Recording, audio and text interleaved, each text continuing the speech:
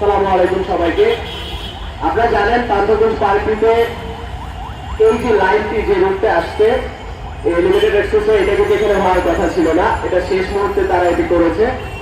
এবং গত বছর জুলাইতেও এখানে সবুজ শ্যামল একটা পার্ক ছিল, এখানে পাখিরা উঠতো।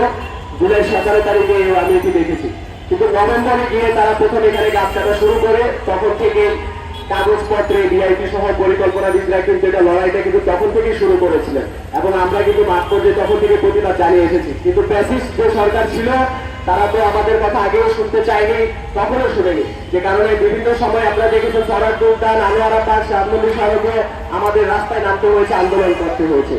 শেষ পর্যায়ে আমরা আসলে যখন এই যে জুলাই গণঅভ্যুত্থানের পরে আবার এই পার্কে তারা এই যে রাতে দিনে কাজ শুরু এবং গাছ কাটা, এটি তো আর হইতে পারে না নতুন বাংলাদেশে, যেখানে আমাদের এতজন মানবাধিকার কর্মী এবং পরিবেশ কর্মীরা এখন উপদেষ্টা মন্ডলীতে আসেন, বিশেষ করে রিজওয়ানা আপা।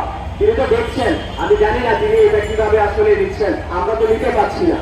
এই পার্ক এই হাতির ঝিল দিয়ে এলিভেটেড এক্সপ্রেসওয়ে যাবে না, এটা একদম লাউড অ্যান্ড ক্লিয়ার কথা। এবং এখানে আজকে অবস্থান কর্মসূচি চলবে আমাদের গায়ে রক্ত থাকা পর্যন্ত, জীবন থাকা পর্যন্ত। আমি বলে দিতে চাই একজন তরুণ হিসাবে, এখান দিয়ে কোনো এলিভেটেড এক্সপ্রেসওয়ে যাবে না।